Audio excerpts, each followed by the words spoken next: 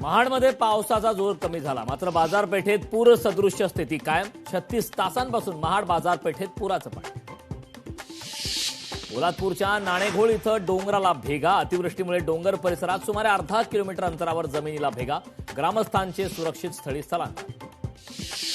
पुणे शहरातील पावसाचा विमानसेवेला देखील फटका. सतत पडणाऱ्या पावसाने विमान उड्डाणांवर परिणाम. वसई विरारमधील खाण माफियांविरोधात आज विधानसभेत लक्षवेधी मांडण्यात येणार. आमदार सुनील प्रभू आणि राजू तोडसाम लक्षवेधीतून महसूल मंत्र्यांचे लक्ष वेधणार.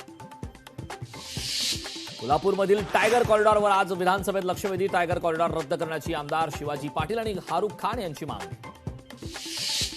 नाशिकमध्ये रामकुंडावर पूरसदृश्य परिस्थिती. मुसळधार पावसामुळे गोदावरी नदीला पूर. रामकुंड परिसरातील छोटे मंदिर पाण्याखाली, तर दुतोंड्या मारुतीच्या पायापर्यंत पाणी.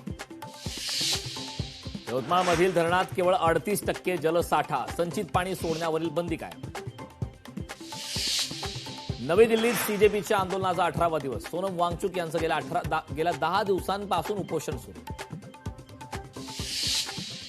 रत्नागिरीत जोरदार पावसामुळे खेडमध्ये घराचं भूस्खलन. 2 जण ढिगाऱ्याखाली अडकले. जिल्ह्याला आज पावसाचा येलो अलर्ट.